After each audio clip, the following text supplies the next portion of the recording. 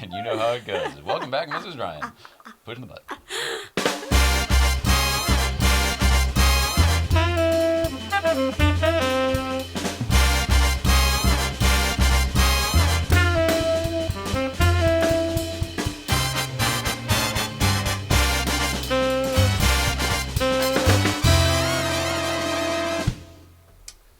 Hello, Mrs. Ryan. Hello, hello.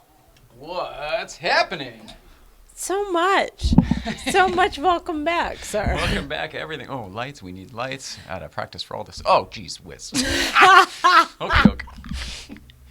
Oh, hi. Hello, Welcome back. This is hello. very exciting. Everything is off here. Hang on. Let's just start with this. Nothing, and I mean nothing, is right. Welcome back. We can talk about Chad, who is not here over the break. And we have a new assistant, Katie, who is here, who did a fantastic job setting things up here. And we just need to get used to how we both do things. That's how that's going. Oh, God, you look good. Look at this. Hi, Mrs. Ryan. Hello. Okay, give me a moment to get situated here as I put things in a way that my brain can see them right. Okay. Dun, dun, dun. I know, it's simple. It's so stupid.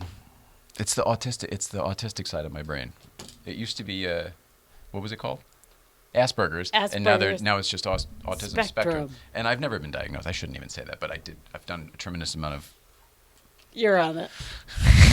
I don't want to get into why, but I've done some charity work, and I used to be in a relationship where I was around a lot of folk who had that affliction, that ailment, and I was able to talk to everybody. It veers the creative line pretty finely, so maybe you're just a creative, like, through and through, and didn't realize You mean across the board in general it does? Yeah. A lot of my old clients are very similar to how you're growing into, and that's very Asperger's-y, but, like, it's really, in my experience, just people owning who they are, and that's what you do every day. Thank you for saying that. I really try to. I'm really trying to. I think everybody is probably trying to these days. It's not easy. Nothing's easy anymore. Being a human's tough. Being an adult human is really tough. Owning who you are is tougher and tougher. With all that, Happy New Year, everybody. Welcome back back to the old late night Playset. My name is Jay Ryan. This is Nicole Ryan. We are the Ryans, and we are hosts here in the late night Playset. Today is Tuesday, January 7th, 2019, and we are back. 2020. Oh, good grief! 2020. All right. Gosh darn it. I really am out of everything. We did a lot of stuff over the break, Mrs. Ryan. We should probably talk about some of that stuff, and then we'll get into our guest, who is Tiffani Marie Lewis here today. Porsche driver, Porsche instructor, Porsche friend. But we should probably get into some of the stuff over the break that we did because, like all of you, we saw most of you. I saw a lot of LA people out there anyway. Very, very active holiday season, Mrs. Ryan. Yes. I only wrote down a couple things here, but Happy New Year to everybody for sure. I know that we did a Wendy run. I know we did some stuff with John Benton, which leads me into, I have a little thing I wanted to show people if that's okay. Yeah. So if for the folks at home, let's take a breath here. Let's just everybody calm down, shall we? I feel like you and I both got a little. Hi, welcome back. Thank you for taking that moment with us. I feel a little bit better. John Benton was a guest here shortly before the break. Did the whole story about the fire and the whole bit. Very, very emotional journey. We laughed our asses off. We cried a little bit. Like, it was a crazy episode. And apparently it was exactly what our friend John Benton needed. Not just for having a place where he could direct people who are constantly asking, so what happened? So what happened? So what happened? He can now say, oh, just click on this link. But also just the guy, I think, needed the release.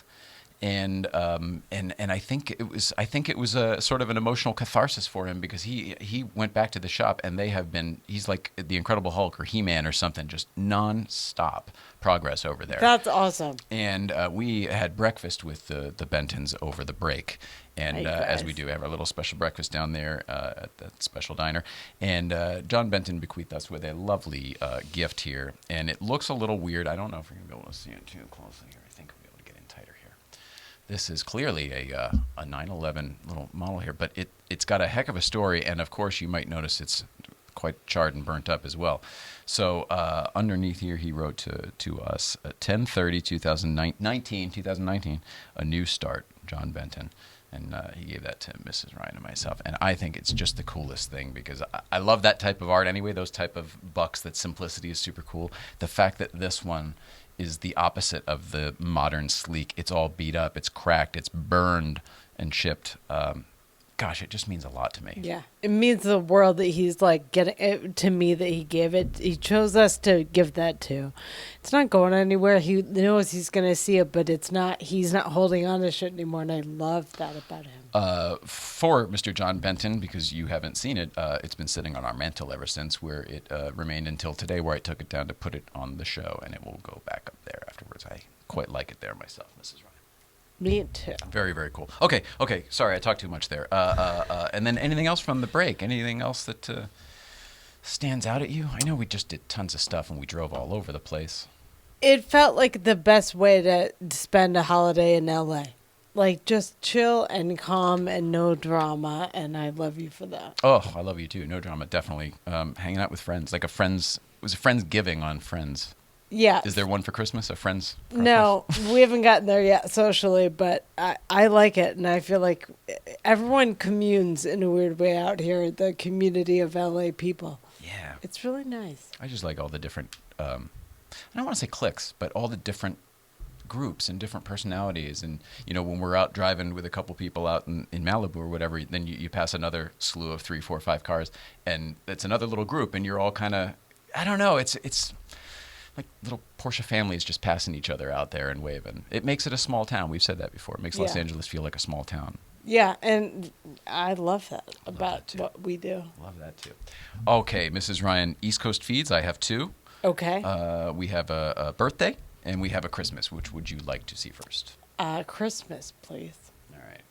Roll it, Hal. East Coast feed. I believe we're in Ridgefield with the whole family. Christmas time. Roll it. Merry Christmas, Mr. and Mrs. Ryan. Sending you family love. Hi guys. Hello. Merry Christmas. Love you. See, look, Kaz. Michael's got Miss his you. Christmas vacation T-shirt on. Squirrel. Well, Brooke and Mama doing dishes. Taking a quick tour of the house. We just had our kibasi and everything. Wait, Dad, we're gonna go to Dad. Hold on, stay with me. We're gonna go on. Hold on, Dad, I'm coming. We're gonna say hi to Jay and Nicole. There he is, the man himself. Hey. Have yourself a merry little Christmas. What happened to Christmas dreaming? Christmas dreaming, Christmas scheming, Christmas memories. Hey, have a great Christmas. I was gonna join in. I love you, Papa Kaz. What a joy for a girl and a boy. Jay, your favorite Christmas song. We love you. Talk to you later. It is my favorite Christmas song. All right. Love you, Kazman. Multiple Kazman. It was pretty rad. That is my favorite Christmas song, and that's the guy who wrote it. Steve Kozlowskis, senior, I guess. Although he's not technically a junior, because I don't know how that works. Or is he a junior? He's never used junior. I think they just the first and last name. I don't think the middle. Yeah, if he does, he's the new Roman numerals, that guy. Oh, he is a second.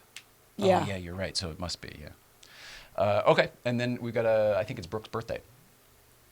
It's Brooke's birthday! Roll it, Hal. Merry Christmas, Hang on, Mr. it's still Christmas. Back to the studio. All right, here we go. Brooke's birthday in New York. Roll it out. Hi, Mr. and Mrs. Ryan.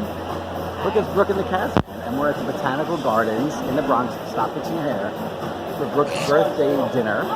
We went to Hudson Grill, and now we're at the Botanical Gardens where they do the train show. As you can see behind me, Radio City Music Hall back there. There's a train coming. Woo woo! See the train? There's a train. There it is.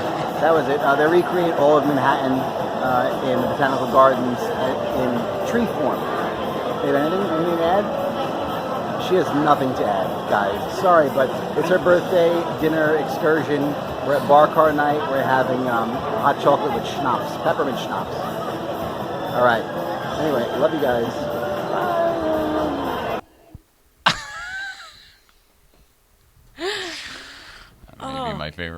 Maybe my favorite one. I love them both so I do very too. much. Happy birthday. Happy You look birthday, really Brooke. pretty. They look beautiful. And the botanical garden is super cool. They only showed one little corner of it, but they do have the whole city set up in miniature form. The whole thing? Yeah, well, I mean, the notable buildings, but it's pretty cool. And everything. I know. Hot dogs. And I think it's cool because it reminded me of the old Letterman skyline. They had the Woolworth building and the old whatever. It was cool. When he posted that on social media, I said, "Hey, can you grab that Woolworth building for us because we could use it." Okay, Mrs. Ryan, that's actually a heck of a segue. It brings me to the time where I push this button. Roll it out.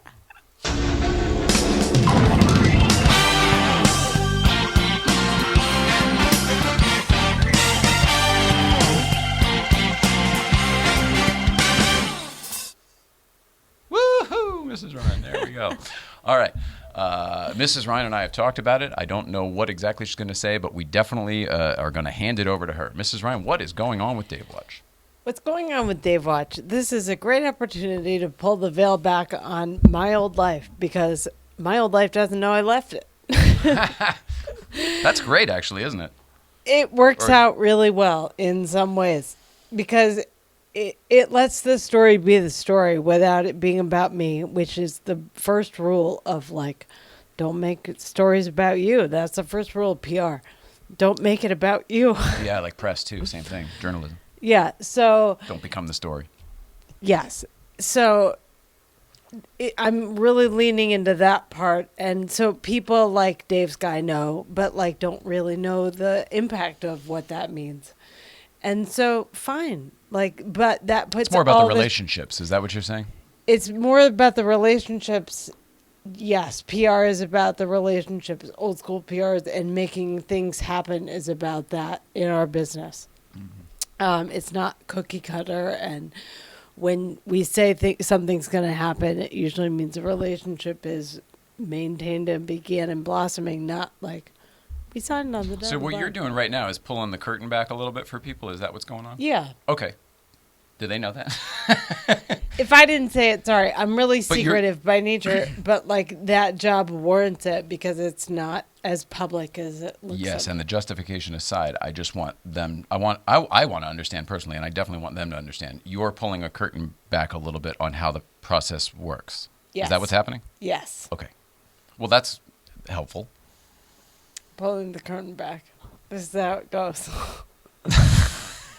It's a really weird process. But where are we with Dave Watch? What are we saying now? What are we saying today? What we're saying with Dave Watch is that he knows the story now. It's in his court. So there's no date that this is going to happen, but he will probably do it one of the next times he's in LA. That's what I believe. I feel it in my gut, but you can't tell somebody, there's no date attached to that. Correct. And his guy is smart enough to know that and not Right. putting a date to give me. He's It's not way giving better. me... These things are so easy to strangle and make them go away forever that you have to let them happen in their own time in the weirdest way. That's what, from my experience with this type of thing. Yes, and that is how it all goes. And so I've moved on from making that the daily agenda of we just need to set up the show so that it's ready for that to happen. This is the beginning of a lot of other things to come. Right. So you're having many conversations with the same person and sounds like multiple people. Multiple people to make that be as great as it's going to be and set up because no more of the amateur hour we can just do stuff, hit or miss, blah, blah, blah. We've had a little bit of those. We've had it. Well, let's address that actually, because that's something I've been struggling with. Is where we sort of feel sorry, we're going on and on, but there's a lot of catch up to do. I've been. The elephant in the room would be that we try to promise this stuff, and then some things have come out way bigger and better than we could have ever imagined, and some stuff has still hasn't happened yet, and it's long time. This Dave Watch is one of those things. I'm not worried about it at all. I've waited it's going to be 24 years or something like that by the time this happens. So I'm not worried about it at all. I am incredibly excited to be living this time in our lives. At the same time, though, I wanted to, and I asked Mrs. Ryan before the show if she could say a few words. I wanted to sort of just see where we were and do just kind of a touch base, a check-in. Because we do this every time, and it's coming, and we both really believe that. but we don't have any more information than that, and we probably won't. But it's not going away. We're not dropping this. No, it's an ongoing behind-the-scenes thing that's happening, I think. Yeah. All right. Good. Was that enough? Do you feel like? How do you feel? That's as much as I want to say about the Dave part of it, but to me, the bigger part is like I'm back in touch with old clients, and that's going to spur the energy around all that is going to help us buoy. Yeah, we probably can't say that stuff yet, but you have some very exciting stuff in the works for future guests. I will say on the record that I've worked with people that are hosting Top Gear America. Right. And I'm back in touch with them. So, like, everything is dovetailing really nicely, but, like, not a lot of shit that I can talk about. I want to tell everyone everything, so any questions I'll answer as best I can. But, like, I'm not the most forthright person, but that's the truth. All right. Well, it's exciting. It's exciting. Thank you for at least giving us a little bit of seeing what's in that closet. Anything I can. Okay, Mrs. Ryan, it's time to ask the question that's on everyone's mind. What's going on, Mrs. Ryan? Oh, man. Sony made a car. And they announced it at CES. It's going on in Vegas right now. It's like the technology consumer blah, blah, blah. Show. So who knows what it's going to be. It could be really a showcase of what technology can be in cars. Yeah. But they're I'm for that. I mean, they did the compact disc and all that other stuff. I'm a fan. I'm a fan of Sony as a company. I think they make cool stuff. But I sort of said way back when, like, well, once it's all just a computer, anybody can do it. It's just ones and zeros. So we're just showing they're going to reorganize those ones and zeros. It's happening, and who knows? It's exciting. It's an exciting time. It's an exciting time. Similarly, up in NorCal, they're using the researchers at Stanford are using a DeLorean to teach automatic cars how to drift properly to know terrain better. What? Researchers at Stanford are designing a vehicle that can be used in emergency services and snow and all this, but they're using a DeLorean shell. This is so weird. I know quite a bit about that car, so I can't figure out how any of this would be, but it's very exciting. It's neat that drifting a DeLorean is not hard to do because the engine's in the back. Okay. There's no power, though. Integrating race car drivers' understanding of physics with motor capabilities. Oh, okay. And all that. And they're using DeLorean shell. That's wild. It's so crazy. It's totally weird, but I love that it's No, I like DeLorean. that you brought it's a weird one. I like that you brought it up. It's a 1981 DeLorean. Of course. Whatever. In Australia, the fires are happening and the world's ending. And it's brutal. I don't have the koala here. I meant to bring it. There's a kangaroo on the set over there from our good friend and sponsor Ron Goodman down in Product 23. And they're just getting destroyed down there. They're getting hammered with fires. And so I don't know enough about it, so I'm not going to sit here and pontificate. But I do, again, like we're a platform, we get to make everyone relevant, including the people that, like Dave and people that we know in the community. And so he's someone that's relevant because he does know. Ron Goodman, he lives in Australia. He can be more cognizant about how help can be funneled the right way. Mm-hmm. And that's, I think, the most important thing. Not just like throwing your hands. I wish I could help. It's like, that's a way to help and understand the lay of the land. So what my story was about habitats, though, something I didn't think about, like endangered species, a lot are down there, and their habitats have gone away. Yeah, brutal. It's bananas. You've seen in Malibu and here all the time. I mean, all of that stuff comes back. I mean, nature does come back. But, it is brutal to watch. The life loss of animals was staggering to me with some of the numbers that you hear thrown around. I don't even want to repeat them because they're just awful. Yeah, it's bananas. So, and you're right, all the habitats surrounding those animals. It's just crazy pants. Just things I don't think about that I'm trying to think more about. I guess. What I noticed from that story is that firefighters are going from all over the world there. We've got Los Angeles firefighters going there, Chicago fires, all over, and the globe, not just this country, going to try to help. And I don't think it's just men on the ground. They're sending experts. They're sending, strategists. Like, how the hell can we do this? Because this is way worse than anything we've ever seen. That's cool that everyone's banding together like that. In my mind, I'm picturing one of those rooms like Armageddon, where they're all talking about, like, this is a big deal. This is a way bigger deal than you think it is. I'm picturing that kind of those conversations. Like in a war room going like, what do we do? We've got to get nuts here. Let's fucking get that crazy rain machine to make it rain over there or whatever. Some crazy stuff. I think that's what's necessary at this point. Well, fingers crossed on that. Love you to everybody in Australia. Everybody's heartbroken here for you. Lots of love to Australia. And I do think, lastly, that something that's going to help us all, it sounds so bizarre, but they're doing studies by sending mice up into space. They can do it now and bring them back within a month. They made cookies for Santa within the month. Like it's all the researchers that brought the mice. But there's a lot that's more capable of happening, and they're learning the muscles and how they biologically engineered a couple of mice with more muscle mass to see how being weightless and stuff affected them. Interesting. It's fascinating to me, but okay. And they brought cookies back. I didn't get any of that information. All right, and that's been What's Going On? Oh, that was the worst. Sorry, welcome back. No, it's okay. I feel like maybe I said something and I threw you off there or something. Is that what happened? Maybe, probably. Sorry. That's my fault then. Okay, Mrs. Ryan. Well, that is it. It's time to get our guest in here, Tiffany Marie Lewis. Like I said before, she is a Porsche friend. She is a Porsche driving instructor. My goodness.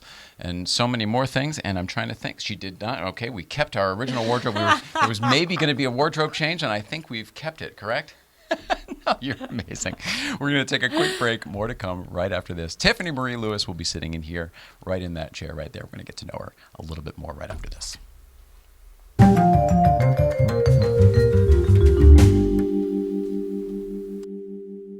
Oh, so delicious. It's the hot sauce made by Bears. Garlic and serrano mixed with love and care. You can put it on your eggs, pour it on your rice. It's great on a leg, it's better on a slice. It's oh so delicious. It's the hot sauce made by Bears. Oh so delicious hot sauce. Great on everything except oatmeal. Get your bottle today at ohsodelicious.org. $1 from every bottle sold goes to the National Military Family Association.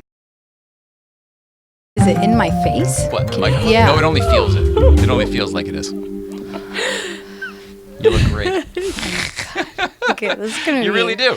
All right, and with that, we are back here sitting with Tiffany Marie Lewis. Hello. Hi. Does everybody use all three names? I was told yes. No, they do. It is, And you okay. can actually you can thank Bruce Brown Okay. for that Gosh, because we're getting to him right off the bat. right off the bat. My Facebook is Tiffany Marie Lewis because there are too many Tiffany Lewises. Oh. So I'm like, all right. And I like my middle name, my grandma's middle name. And then Bruce Brown, ever since we met about 5 years ago, every time. Tiffany Marie Lewis, how are you? Tiffany Marie Lewis. Everyone meet Tiffany Marie Lewis. Well, that's kind of Bruce's yeah. thing, too. He's a little more proper when he's doing those sorts of things. He's a character. Yeah, I love him. Well, let's talk about Bruce Brown then. Okay, so... Hi, Bruce. Hi, Bruce Brown. No, I love Bruce Brown. I think he's a riot. We see him at everything. Yeah. Is that how you know him? How did you get to... I was working at California Festival of Speed. It was my first year there, and they had me guarding the cars. So I was actually guarding Connie's... Like Don't touch. I was guarding Connie Summers' Brumos. Oh, my. So I was brand new to the Porsche world, didn't really know people, and then Bruce comes strolling over. He's like, hi. Hi. He's the mayor. He's like, I'm Bruce Brown, and you are? Tiffany Marie Lewis, and that's it. It was and locked in on that day. Yeah, we have a picture of that day and a picture for every event we've been to since. That is so funny. Well, we love Bruce Brown. He's a good guy. All right, but back to you, though. Okay, so where should we start with you? I'd like to know maybe why you're into Porsches. Maybe we'll start there. Okay. How did you get into Porsches and why? Ooh. I bought one after I got hit by a drunk driver and totaled a Camaro I had. So I had a Camaro, bought a Porsche, always wanted one So since you I were was into little. cars already with the Camaro and stuff. Yeah, Little bit, okay. a little bit. And it started back when I was little. I remember my dad was rebuilding the engine of my grandpa's Mustang. So that was my intro. I always tell everybody that. And then fast forward to teen years, my mom taught me how to drive stick shift. So I learned stick when I was 14. Nice. And then my uncle had... Did you grow up here in Los Angeles? I did. I was born in Bellflower and then kind of lived all over, but Cerritos, Bellflower area. And then my uncle had a Porsche Boxster. And we were living in Vegas at the time and doing a lot of commuting back and forth. So I was sitting in a passenger seat and looking at the passenger rearview mirror. And I just like, this is living. Like this was my first experience in really a convertible or anything of luxury like that. It spoke to you. It just spoke to me. And I thought, yeah, you like the Mustang. You like this a little better. Sorry, Mustang Club. And then fast forward to, we had the Camaro, got hit by a drunk driver, totaled it, and it was right at the crash. But you were okay? We were okay. Oh my gosh. Okay, let me tell you a story. All right, what happened? So we're parked in the front row of the light in Fullerton. It's about midnight. We left a jazz club. Oh, you're at an intersection. We were at an intersection Got it. first, and suddenly, boom, we got hit. He was going about 45 miles per hour, pushed us out in the middle. We got hit again, went into... Rear-ended, and then went into a pole in front of the gas station. And we're, are you okay, you okay? But then we hear a horn. We hear this horn, and it's not turning off. And we hear it back up. And we hear it keep going down the street. It was the drunk driver. Of course. And so that's how the cops Fleeing found the him. scene, just following the He fled horn. the scene, and they followed the horn. To his credit, though, he paid restitution, and he paid until his debt was, I think I got a check for $15 a month for years. Wow. So no kidding. It works. The system can work. Gee whiz. But, okay, yeah. but you were okay. So we were everything was okay, and then it was right at the crash. It was 2011, 2000. No, it was 2009.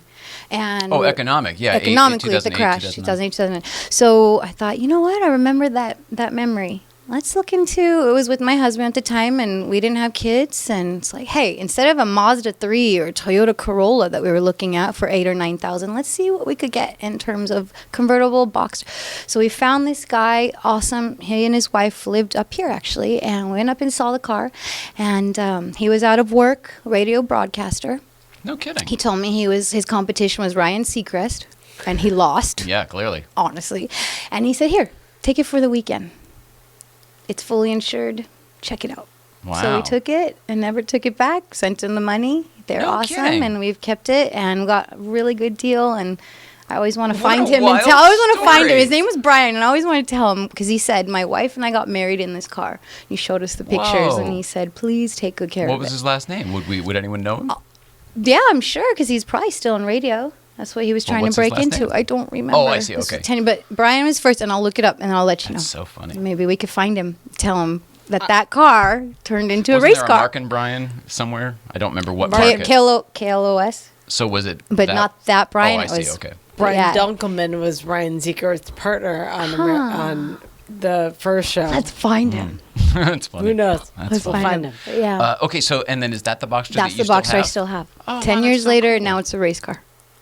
Is it? Yeah, we're You converted souping to it a up. race car? Pretty much, we're processing. Are you going to go full Boxster spec? Yep, we're gonna go full spec. We're Whoa. gonna go crazy. All right, Wow. well, let's talk about driving then a little Okay. bit more then. Okay, so you got that Boxster. You obviously fell in love with it and then got hardcore into driving, probably more so than you were when you were Mustanging. Yep. But fast forward, I didn't do Camaroing. anything for about 6 years. Didn't go to PCA. I mean, I didn't even know what the PCA was. Mm-hmm. So I had this really cool car, weekend car. Basically, fast forward 6 years, I got separated. Really hard time, and I did that on December 31st, 2013. And the very first thing I said was, I'm going to a Porsche Club meeting. Whoa. So 5 days later, I was at the first Saturday. Finding your social. Finding my social groove, finding out what this car could really do. And I met a bunch of wonderful people, and they said, hey, you're pretty cool. You need to come out. You need to come out to autocross. Let Oh, us that's teach how you they how get to ya. You really betcha. drive your car. And I Yep. said, what's autocross? And they said, it's obstacle course racing. You're going to love it. So I did. You can tear the shit out of this thing and do it totally illegal around cones instead of trees and other cars and stuff. Yeah. Yep. Greg, Chuck, and James. Hi. So was it after your first time out? First time, went to car control clinic, and then next day autocross, and Car fell control's the in best. love. I love it. Car control's the best because you learn the So physics. fun. And you get to meet so many people, and then you really start to understand, like you said, the way the car operates, the driving, that you know nothing when you're street driving. But it Moving was weight fun. around? Yeah. Yep. I had a That's great time. so wild. Okay, well, all right. I don't know if it was the first time I met you, but the first time I remember talking to you was up at Newcomb's Ranch at a breakfast club where you would come, and I believe in that car. I've got a clip. Should we play it? Oh, no! It's a TBT. Roll it, Hal. It's Mrs. Ryan's favorite breakfast club.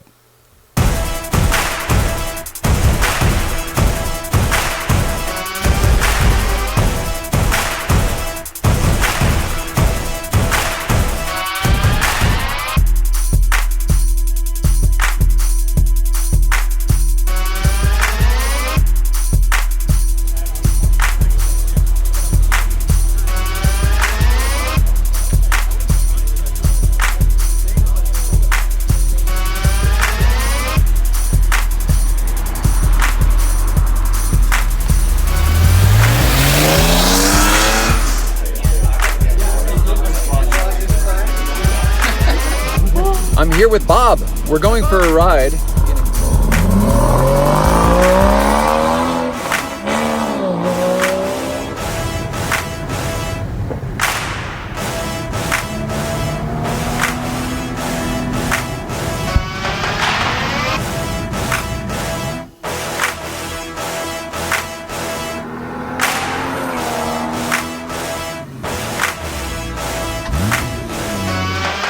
But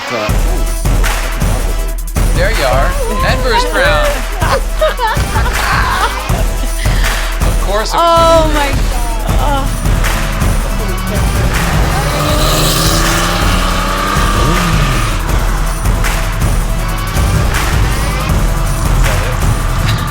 might be the only bit you were in. All right, well, that's let's come back here. There we go. Back to the studio. All right, so that was the first time I remember meeting you, and I don't remember who asked who first. I can think somehow, but what do you do for a living? You said, "Oh, I'm a communicator," and I said, "Well, it's just very interesting." And I guess you could say that we are as well. And you said, "What do you do for a living?" I said, "Well, we host a talk show," and you said, "Well, that definitely would qualify." What do you do that you call yourself a communicator? Because that's what I remember from that day. We'll talk about the cars in a few minutes. So I've owned and operated a tutoring business, education. So it's called The Cultural Connections. I have experience with the Asian culture. I lived in South Korea for 2 years teaching. Do you speak?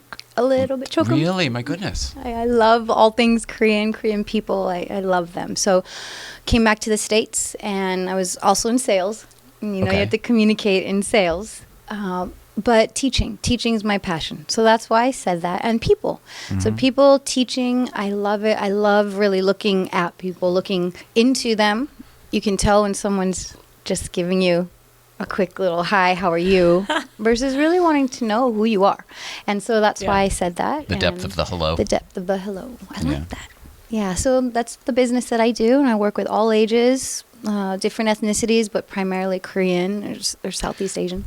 That's neat and everything because that's what you do, but you're probably good at it because of the person you are. And that's more of what I'm talking about. You really do seem to be a communicator. The person who says that is one. Nobody knows what it is otherwise. You know what I mean? Nobody would ever hang their hat on that. There's nothing you can't make money from it. You know what I mean? It's not a huge. I mean, my boyfriend, one of the reasons I started really noticing him is because after the first time we met, I was talking.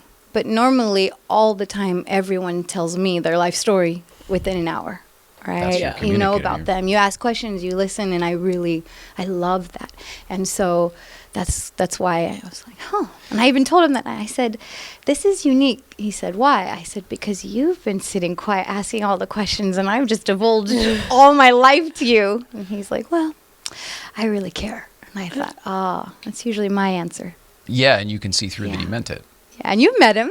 Yes, I do. He's on the card here. Jason, can we talk about him? Yeah, let's talk about him. Well, I also on the card here, but I newly engaged. Can I say it? No. almost. Promised. Newly promised? His- Newly committed to? He just told What is me- your situation? Promised. And I feel like a teenager because we had this promise ring. But he had told me before he wanted to do that. He wanted me to know his intentions. And then his best Very friend. old-fashioned. he told me yesterday, hey, yeah, Jeff, his best friend, called me and said, yo, Jason, so I saw something on Facebook. And he goes, I'm a brother. And we don't do engage in promise rings. We don't do promise rings. Hope that's okay. I say that. But this is what he told Jason. He said, so what the heck is a promise ring? Are you engaged or not? He's giving him crap for not committing. But he is. Jason, he is committed. I've met Jason. He is beyond committed. Beyond. And he told him, he said, it's a promise to spend a whole lot more money That's soon. what I thought. It's said. a promise ring out of respect to you. Right. That's and adorable to, Alden, to me. And to Alden. That's to adorable. my son. And he... Awesome. You know, and even he's told me the other day, he said, Tiff, that's for now, but it won't be much longer. And when I do, Alden is going to have, I need to get his permission and your dad's. And I thought, that's why. That's the why. But you know that he's there and willing to make that commitment. That's awesome. 100%. 100%. Well, so yes, he is a very nice guy, and we happen to agree with that. We met him, and you definitely can feel the warmth off of him. Is that why? Yeah. He's just real, genuine, no pretense. He's humble. But how were you able to find what happened? Like, how did you? You know what I'm saying? Like, well, I don't know. But you totally want this story. There Yes, we go. You do. Sure do.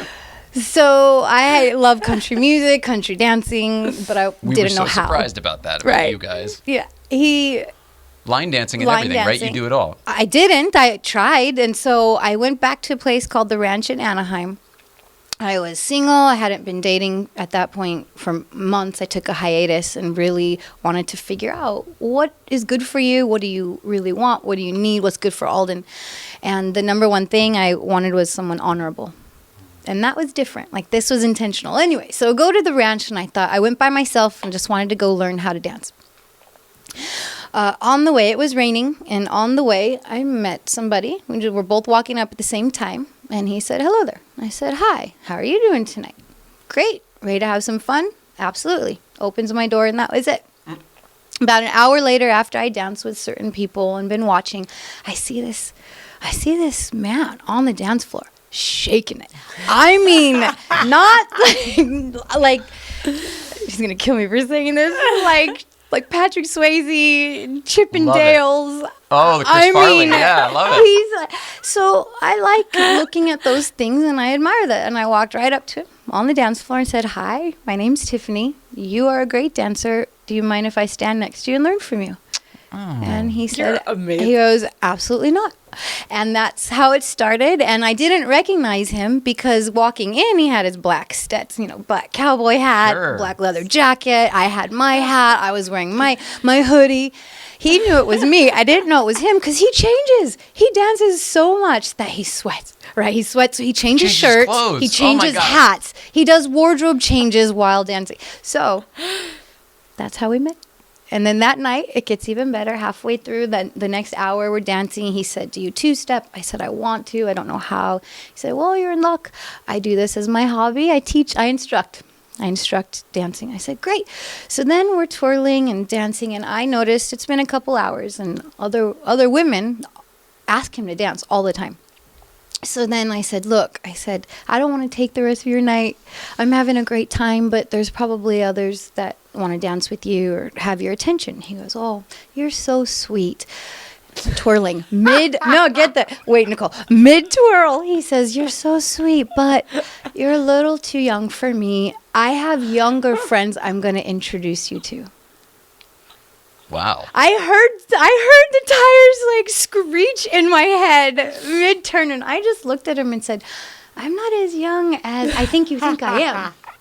And that's how he said 27, and I said, no, 28, 29. And we literally did that all the way up to 36. And I said, I'm 36 years old. And he goes, screw my friends. I'm not introducing you to anyone. Wow, the mother load. The mother load. Oh, that's adorable. That's a great story. It is. It's way better than ours. No. What's yours? No, we just met at her house one day through a mutual friend. Totally. I love it. But people have heard that story about us. Okay, all right. Cars wise, when we looked at the picture of during that video, you and Bruce Brown, it looked like there was some damage on your car. Can we talk about that? Yeah, we can. I'm actually glad you brought it up. What happened? I was wondering if you were going to bring it up. Well, of course. Well, because it's, if anything, I feel it's only made you better, Yeah. and you're going in this direction now, Yeah. and I feel like this would help the story. No, it's so true. So I hadn't driven the car in about 6 months, almost exactly 6 months, because when I was getting my national training certification, one of the other participants who was trying to get certified, he was driving my car because we did a role play, and unfortunately he blew the engine right on the track. I'd never had any issues with my car. I had it spec'd the day before, but he hung red line. He redlined it twice, over-revved. Hanging RPM, as they like to call it, and it blew the engine right then and there. And so, luckily... Of the Boxster. Of the Boxster. And we pulled in, I mean, all the check engine, all the lights started coming on, and he goes, "I think you're out of gas." And I just looked at him and I said, "I don't think so." And so that started the whole process of getting my car a new engine. But I have to say, Dwayne Dement of Vision and Scott Mann of Renegade in Vegas, somehow, some way, we were friends, but they took it upon themselves to decide to help me out a lot. One donated an engine, the other rebuilt it. They just charged me as little as they could. They know I'm a single mom, wonderful. and I'm an instructor, and I don't do it because I have a lot of money, but I do it for the love of teaching. And they called me one day and said, "We want to help you." This guy didn't. He's zero. I met with him, and he said, "I'm sorry, there's no way to prove it, and I'm not in a position to help you." So Wow. I decided, all right. And anyway, Having that been done. having it's that very been nice done, that they were Dwayne- wonderful. And so I picked it up on right before Thanksgiving. Hadn't driven it in 6 months. It has a brand new engine. Dwayne even added some things to it to I'm make it ready Yeah, for I'm the sure track you- ready. You were ready to go. Tires were bald. It I was do remember raining. My son was in the passenger. We went on our annual Black Friday You guys drive. came the Wrightwood way, too, if We I did. recall, so there was some debris probably. Debris, rain, my first time driving in 6 months, and first time on the crest. And unfortunately, there we go. We're going faster and faster, and went down one of these slopes. Didn't brake soon enough. Came around it. Debris. There was some rocks. There was water, or maybe even ice, because it had been raining a lot. And we went into a spin. And I think that my training was good, obviously, because it helped me to control and get us out of it. But I just remember as soon as we started spinning, looking at my son, and it's like, that's it. That's it. We're going for a ride. We're going for a ride, and I put my arm out for him, and we stopped. We hit the barrier, and then we hit the pole. It's amazing that Yep. there really is, that was minimal damage. Really was quite minimal. And I would say it probably wasn't due to your training and your expertise of being able to control the car. Like, Yeah. it could have been a lot worse. It could have been. We could have been off the. If there. That's what other people we mean, know have done, yeah. Yeah. I mean, so and that happens. And I just asked him, "Are you okay?" He said, "I have butterflies in my stomach." Oh, what a And cute. then he said, "But I'm okay." But you drove it right down We to drove Newcomb's it right and off, everything was and fine. so just $800 to fix Just the the body. fender. But yeah, I learned a valuable lesson. I remember you said you posted on Instagram, "Respect the crest," Happens and to everybody, yeah. I've It can happen to anybody. it was good for me. It helped me it gave me a better respect for the power, for the danger, and for life. And I think it always makes me a little apprehensive sometimes now on the track. I can feel it, but it's a good thing. So Well, limits are good. yeah. Knowing where they are is good. We had a guy we saw at PEC the other day, Sonny, who has been running the crest for many, many years, and both in all different types of cars, sports cars, non-cars, 911 turbo, motorcycles. Total not an expert, but he is not a noob to the crest. Well seasoned. He took his turbo right off 200 foot down and was not doing anything wrong, just weird condition, whatever. And thank God he was fine. It was one of those rare things. Darren from Newcomb's went down and found him the whole bit. He was okay. Just bought a new GT3. Good for him. But it can happen to anybody is the long point there. You were just that day's victim. Yeah, It is what it is. Don't beat yourself up about it. No, it's don't good, let it bother though. you on the track. Just Yeah. remember what you did and keep that part up. Yeah, I'm grateful that my son was okay and that it hasn't really affected him. He got in with me on an autocross course one day. Right back on the horse, no He's problem. A little bit for a few weeks. He was a little apprehensive, but now he's good and he's Was that about mom or the car or the experience probably in general? both. Yeah. Yeah, but he looks out for me. He's wonderful. How old is he? 8. 8 now. Wow. Yeah. And he and Jason get along. They're, yeah. Better than you? Is that what Oh you're my saying? gosh, let me tell you a story. So Jason he's from Kentucky. He's a Marine, or he was 20 years ago. He's a big ball of love, though, is what he is. He is. I call him my bear and my stud, right? And he loves playing with Alden, and they roughhouse, and my son's in Taekwondo, so he's constantly, hiya, let's wrestle. Well, so we have this joke, and it turned into, like, me, sometimes I would say to my son, are you ready, for your beatings, as a joke in our house? Just, of course. I grew up that way, as a joke. You want the belt, or it's as a joke. As a joke. Gonna get the wooden spoon. Gonna get the wooden spoon. Well, and so they do that, and that's what it is. It's a joke, and they wrestle. You ready for your beatings? Get beat down. And so we were out one day, I think, grocery shopping, and Alden's like, hey, Jason, I'm ready for my beating. It's this running joke, and my son, that's what he does when we're out now. Hey, can I get my beatings when we get home? And I'm like, oh. So Jason. He's just kidding. He's just kidding. He's just kidding. But yeah, they get along really well. There's a lot of love in our home. That's awesome. And we're really excited. And I asked Alden yesterday, so how are you feeling about everything, honey? Jason gave me a promise ring, and he's like, yeah, I feel good. I feel good, Mama. He's great. I really like him. I think this is a good. And this is good. I'm like, you sure? He's like, yeah. Just a little man. Yeah, he looks like. I think he's gonna be. He even said, I think he's gonna be a great stepdad. Oh my goodness. That's awesome. Yeah. So I have a lot of peace. Good decision. You seem to have life pretty well figured out. Is that are you just putting that out there as though you do? No, Are you scared inside like everybody else? Absolutely. You really seem to have a good handle on it. Gosh, thank you. Do you see it too? Do you know what I'm talking about? There's just an overwhelming calm and a it's peace. just overwhelming presence. Calm. Very present. Yeah. I would say I love my family. So one of the things I know is growing up, we struggled a lot. There were a lot of struggles, but I always felt loved. They always said, you can do anything you want. So that love, and I guess you could say confidence, combined with all the struggles, and there's been a lot of hardships, I think you learn if you want to, and you choose to. And I'm at a really good place. I'm at a place where you can lose it all. You can lose family, marriage, money, but I have my son. I've lost all those things. So yeah. All of those things practically. But I have what's important, and I really do love life. It's not a joke. I know one time I lived in this high-rise condo, and one of the ladies that lived there in the elevator, every time I meet her, I say, hi, how are you? We ended up becoming friends, but she said, I have to tell you, when I first met you, she said, I honestly was very skeptical. I thought you were a little fake. Yeah.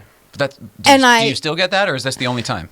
I've got a few times. I'm sure more people think it than say it. I actually applauded her for saying it. Good Yeah. point. But we became friends, and I'll never forget. And she said, it doesn't seem real, but then when it's every time and watching your life, consistency, yeah, and the light that we get, she's like, now I know. So that's, I don't mind people saying that. I just say, wait. Time will tell. Oh, wow. It's a good answer. Time will tell. Yeah, and you don't have to sell anybody either. I don't want to sell anybody. Right. I don't want anyone who's in my life that doesn't want to be. And it doesn't mean there's not an open door. But I think when you've had enough times in life where you had to put boundaries there and you had to say no, either you're not good for me, or this isn't good for me, or I'm not in a good place to be here, then it gets easier and easier to recognize, like you guys. You're genuine. You can feel it. You can see it. And when you get there, then you know. That's the thing, though. You don't know what other people think of you. You know what that random person who has the guts to say something to you feels. And then all of a sudden that lets you in. Well, he might not be the only one. Maybe other people feel that way. Who I never even knew, because I feel the way I feel. So that's been an eye-opening experience, I think, for both of us, especially lately as you do this longer and longer and become more public. And that's been kind of a growth process for me personally. I'm so thin-skinned. I'm so sensitive. I'm such a artist. Leave me alone in my room to do my little work, whatever it is. that now we're broadcasting that out to people and saying, this is what we're doing, and it's very public. And that has been, even though I've secretly sort of always wanted to do this job, that aspect of it was never appealing to me. That was probably one of the fear parts that kept me from pursuing this when I was younger in life. Does that make sense? Sure. Why do you think? What was your fear? What is your fear? I don't know how much you know about my story, but it's pretty transparent. If you she can give you a link to watch. I did something when I was a kid that was all revolved around all this stuff that I wasn't proud of for my whole life, and I shouldn't have been proud of it. I stole this microphone from David Letterman's desk when I was a kid. No joke. So, you know what I mean? Like, that's not anything to be proud of. And then I was never honest about how I went and sort of solved the problem by giving them a microphone I had made and the whole bit, but I never was honest about the situation. So I think that was probably the biggest thing in my way. But even if I could have overcome that hurdle in my mind, it was like, well, how would you ever deal with being scrutinized and having people look at you all the time and everything that we're dealing with on a day-to-day basis now? I feel like it's just been growth for us that have allowed us to begin to be able to handle it, because inside I'm still, that's why I asked you before. I was like, are you really this put together, or inside are you still scared like I am? It's not easy to be vulnerable. But when you are, I think the rewards of that, and for other people to learn the lessons that we've learned, I think that's what is going to bring the fruit. And not just in your life, but in other people's life. And everybody makes mistakes. That's why everyone likes the underdog. Nobody, I mean, who wants the same person to win all the time, or the golden child to be the golden child all the time? If Something has to happen. Yeah, if you don't have some hardship, some mistake you made, something to grow from, then what's the point? Like, that's just being human. Right. Yeah, I don't know. I don't know. And then the other thing, too, is I always associated, perhaps I was afraid of that scrutiny because I had known what I had done. You know what I'm saying? There was that guilt and that shame inside that nobody else could see. So I think that I perhaps was compounding the two, saying, I had this shame. How could I deal with that scrutiny? Now I don't have the shame anymore. The scrutiny still sucks. Yeah. That part sucks because you can't make everybody happy. And you shouldn't make everybody happy. That's not the point. You definitely can't. Or you can make a lot of people happy, though. That's the goal. Right? And what you do. Move the needle as much as you can. Exactly. And I think start with your circle of influence. Your sphere of influence starts in home, right? And then it grows and grows and grows. And that's the stage that we're in. We, meaning my family, Alden, and even Jason now, he's on board. And he'll tell you, he's like, I don't understand it. I never thought I'd be racing. I never thought this. I'm like, well, get in the seat, like, are you ready? I told him when we first met, I said, I hate saying this. I said, I think I'm too fancy for you. Because he's like homegrown Kentucky. I felt that way too. Yeah, we had the same You thing. did too? Yeah. Okay. I drove fancy cars and stuff, but I'm super simple, and she was like Hollywood fancy. I wore heels all the time and dresses every day, and like I didn't understand how he would see through that, because I knew how fake She's it was. like, you know how hard I put this whole thing together? Oh, like, so yeah, much makeup and what, like all this shit that like who cares? Thankfully you don't, but I love you guys. But yeah, you know what it is then to just go. But now he's on board and we're doing it together, and I'm really excited to have someone strong enough, with enough energy, because we run hard, we run a lot, we do a lot of amazing things, and yet he has a vision for a future, and that's what I love. He comes from the military, so I can understand that background for him. Where does your drive come from? Being a single parent, or just the life experiences you've had? Where does it come from? My parents would say, and they do say, that I was born old. I was born an adult. So when all the other old soul, just always driven. No one told me to do my homework. I don't know where it comes from. Wow. But when I was... Really? Even the other stuff, like the homework and the teacher, other influence outside the family? I don't know. I don't know. And they really don't either. Even my mom will say, like, I'm the only one who went to college. Now there are cousins that are going to college, but... Did all that stuff come easy to you? I don't mean that you didn't have to work to study hard and learn things and everything, but... I can't even fathom being able to do that stuff because I can't focus on something I'm not stimulated on for more than seconds. I love learning, and I learn pretty quickly. and I have a quasi-photographic memory. So yes, this is all very helpful and beneficial, but you have to be for me, I would have to be interested in the subject matter. You seem to be able to retain whatever the subject matter is simply because, I'm supposed to be taught this, so I'm going to learn it. It's kind of true. Like they call me a jack of all trade or FBI. So my family will call me FBI because very quickly I can decipher. No, because an FBI agent would be right. So there's that. Some other people call me a walking encyclopedia. I know quite a bit about a lot of different subjects. I have a thirst to learn, and I learn from people best. I don't read as much. I'd read a lot, but not as much as I'd like people. I'm fascinated to learn more about you and this, and hopefully we can talk about even this subject off the air, because I'm literally the opposite. Sure. I can't learn from other people because I somehow inside me I'm like, they don't know. You know what I mean? And I'm like, I'll take the stuff they're trying to give me, and then I'll go make my own judgment on it or whatever. And it's, I don't know where the hell that comes from.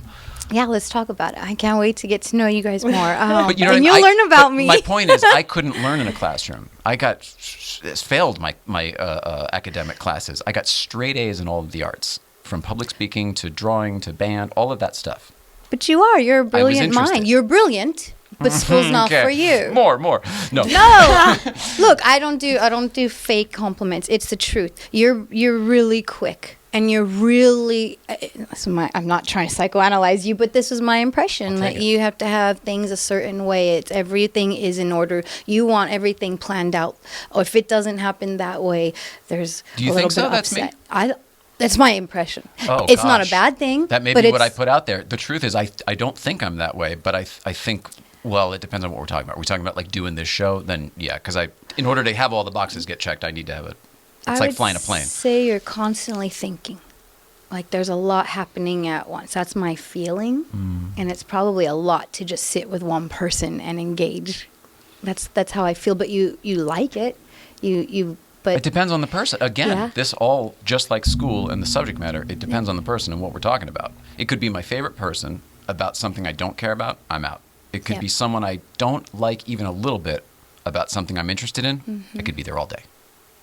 Does that make sense? Yep. What do you like? Not much. That's the other weird thing. I know you like Nicole. Yeah, she's amazing. But she's the best thing. She's the best part. That's why we try to do everything together. I think you can learn something from everyone. I think also having the challenging upbringing. My parents were divorced, so there was a lot of things going on, and just to honor them, there was a lot of love, but there was a lot of volatility and upset. And so for me as a kid, it was, I'm going to get out of this situation. You totally may have just helped me. That's what it was for me. You may have helped me figure out that I'm not listening to you, you don't know, because I also had parents who were divorced, and they couldn't have been more diametrically opposed. My parents too. And this one was convinced this one was wrong, and this one was fuck this one, and you know what I mean, like nonstop. So I was an only child, constantly ping-ponging between those two. So it was like, well, I can't take what anybody says to heart. I have to make my own decision on this. Had to. And like I said, I say this because I want to be sensitive and not portray I had a lot of love in my family, but there wasn't money, there wasn't cohesion and unity. It was the opposite. There was a lot of battling. There was a 3-year custody battle with, I think we were one of the first cases to have our own lawyers appointed to us, and we didn't have money, so even having a lawyer, that's heavy. Even having it, and I was 12 and decided that my brother would live with my dad, my sister and I would live with my mom, and they had to live within a few miles of each other so we could see them, and that was kind of a landmark thing back then. And anyway, to be able to get all the checks and balances right. And I've spent a lot of time processing this through my life and growing from it. But what I realized was that I hated it.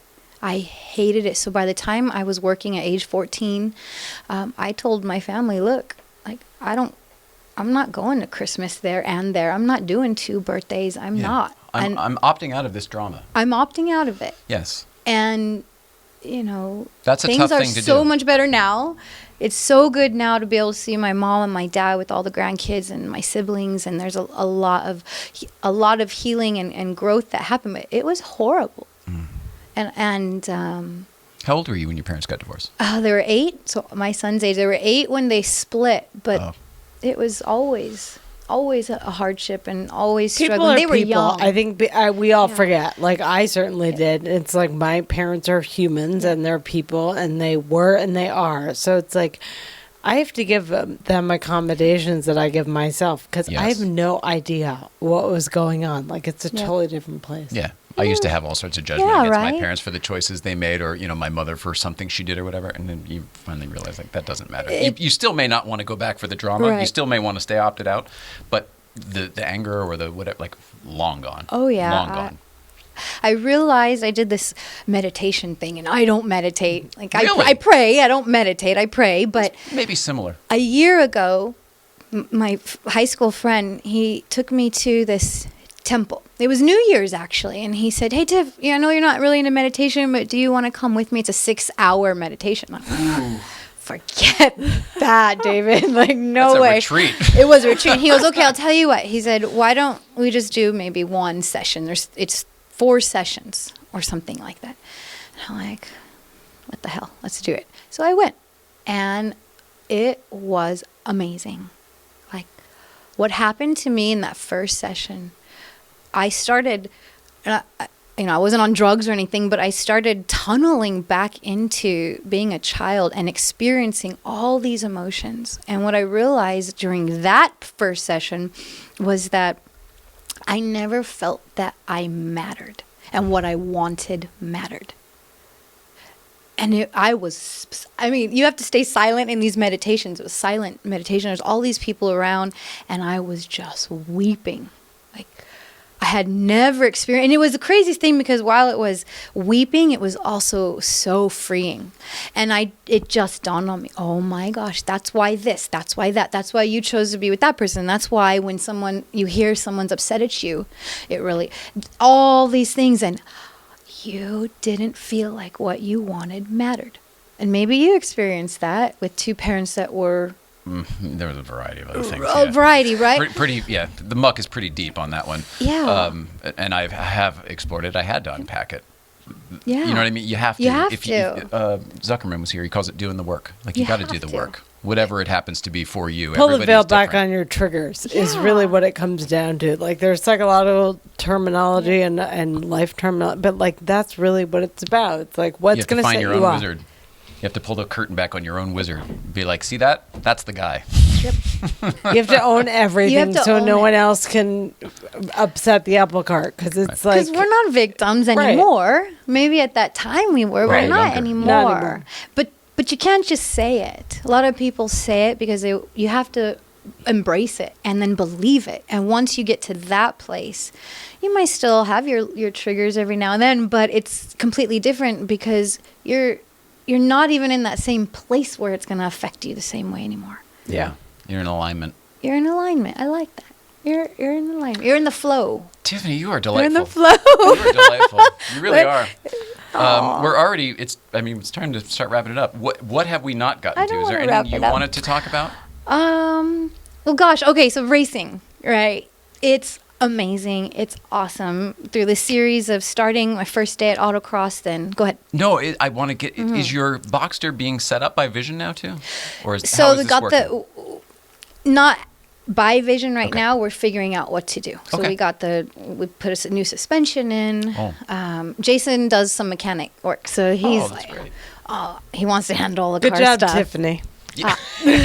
No, okay, I don't know what you guys believe, but I honestly, that was God. Like, Yeah. I prayed for honor. I prayed for someone who was You gonna manifested sta- it. You got exactly what you asked So for. we talked about this the Yeah, other you- day, and you- I said, honey, like, do you realize, look at our life and look at all these things that are happening, even seeing you, meeting you guys, and just that day, and just everything that's coming, and we all had fun at the PEC too. Yeah, and all we want to do is give back, and even, gosh, I'd love to come back with him, because Please. his story is amazing, and We he had loved him. dyslexia, and he had to overcome so much, and he's so humble. He doesn't even tell people what he does for a living, but he's freaking smart and just wonderful. And I hear him on his conference calls with his employees, and I've met them, and everybody loves him. Everyone loves him so much that they interview me. Yeah. They To hear interview about him? me, no, to make sure I'm worthy of him.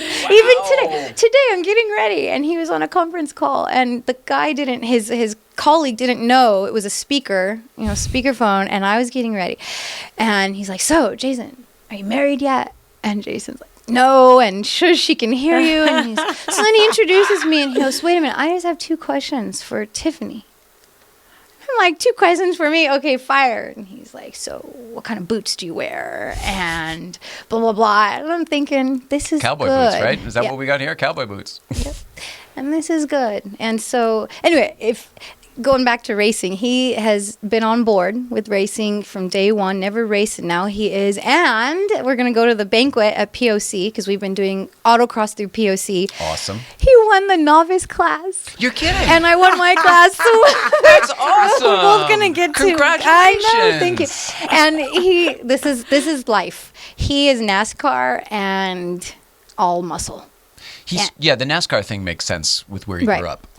And we met, and he's like, Porsche, I'm German, and what's up with you? Step and on that. foreign cars, and never, blah, we're going to get Stomp you. that out with my Roof, boots. roof, like Brittany Force, and NHRA, and Danica, NASCAR. And I'm like, no, It's okay. Brittany John Force's daughter. Yeah. Yeah.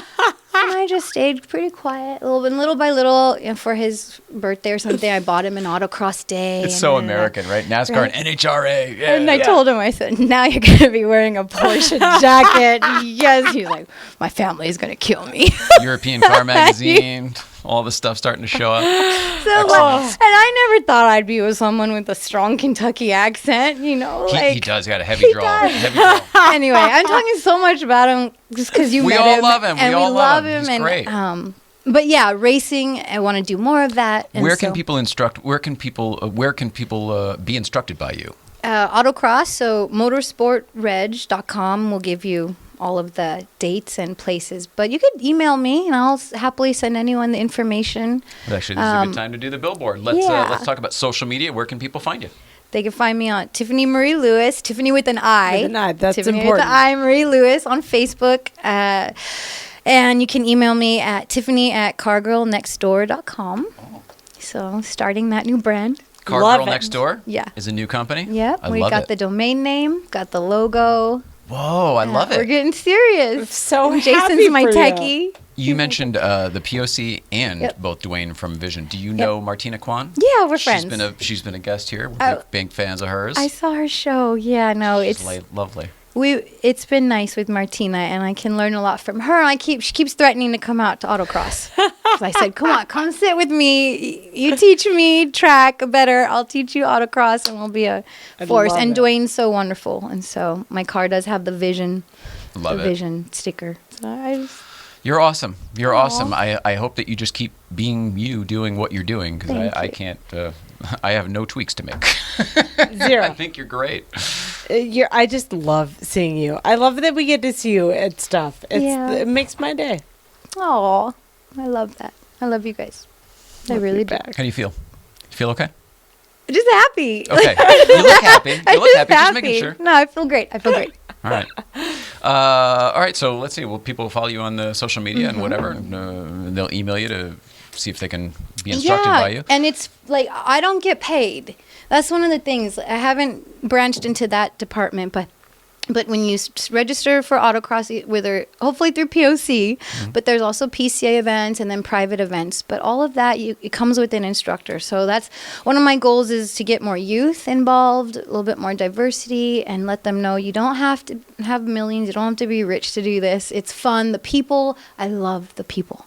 Yeah, it's not much hear of a that. commitment either. I mean, you No. really, it's just the morning. You can be done by Yeah. noon. Yeah, and you get an instructor all day for the first few autocrosses you do, or track events. I'll volunteer and You instruct know what I at mean? track Some events. people, well, you do the day before you prep the car, and then you got to drive out this all day, and then the next day you're taking it. It's like it can be all of that, but it also could be you just wake up early one day, go do it, and you're home for lunch. And the car control clinic, which you said you love, yes, for all teenagers, you need to get them there. It's just Adults, a good foundation. it's a good foundation, and Do they still do like the whip the e-brake stuff and everything? yeah. Yeah, that's great. So it's yeah. like when you learn to fly, like doing the stalls and everything. You just you break it so that you can find it. It's Yep. great. It's really helpful. Speaking of break, can I plug Sure, Breaks, the please. program? So I am anything in you the want. process of potentially becoming an instructor for Breaks. Whoa. And I'm really I excited don't know what about it that. is. Tell us what it Oh my is. gosh. Okay, so Doug, he was a race car driver. And I'll quickly tell his story. He lost his sons. They took one of his cars out and got in an accident, and they both passed away. Awful. Horrible. Way to wrap it up, Tiffany. I don't know. But it gets better because, with anything that's really hard and tragic, and what we're talking about is You have to persevere. you persevere or not. You don't have to, but hopefully For this story, do. you have to. For You this have to. story, he Make did. something beautiful out right? of a horrible situation. And so he decided after a few years that he wanted to honor their memory and legacy, and he created a program specifically for teenagers, and I believe it's free to teach them how to actually drive on the track with professional there's a wonderful drivers. reason behind this. I see why you And want it, of so course. that's what he did. I think he started that 6 to 9 years ago or so, and it's a great program. That's awesome. And so I got to talk to him. I'm going to do that, and That's phenomenal. yeah, and then hopefully become an instructor at Tekla. That's the pretty, next that'd thing. be great. Yeah, I have that'd an be great. interview with Mark. Do you know Stan Kaplan? I do. I think he Yeah. is at least helping out over there or learning, or he's doing some stuff. Yeah, I Or don't- would you be doing that stuff? No, I'd be I'd be actually? coaching. Yeah, I'd be driving. Hopefully, I don't know. We'll see what Like they out with need. Johnny and everybody? Yep, and Whoa, that's so and, cool. yeah. That's incredible. Would yeah. that be a job at that point? Would that be you go yeah, work that there? would be a job, and I think people pay to come, and I think that'd No, be great. of course, but I mean, Yeah. like for you, that would be I'm going to change and go work over No, here it wouldn't change, but with my business and tutoring, I'm able to do that, and then Oh, I'd it's- be able to do this in the day, in the morning, because most of my Super work cool. is noon to 6, so this would be morning and weekends, and I'm really excited. A lot of good things. Everything's really good, and you're awesome. You seem it. You're on top of it. Mrs. Ryan, what do we have tomorrow? Tomorrow's a comedian. Jeremy Hotz is yeah, what I see. Hotz. he works with our comedy booker a lot. Oh, okay, cool. Richard Chesler. And then Thursday, Dave, I don't know how to say this, Bacsek? Bacsek. Bacsek. Do you know him? Yeah, You do? through Facebook. Oh, what can you tell us about him?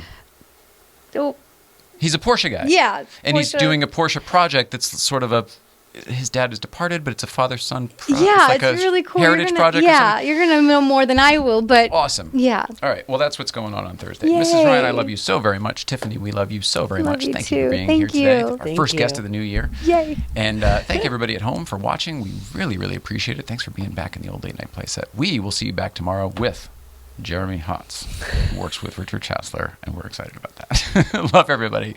Please love one another.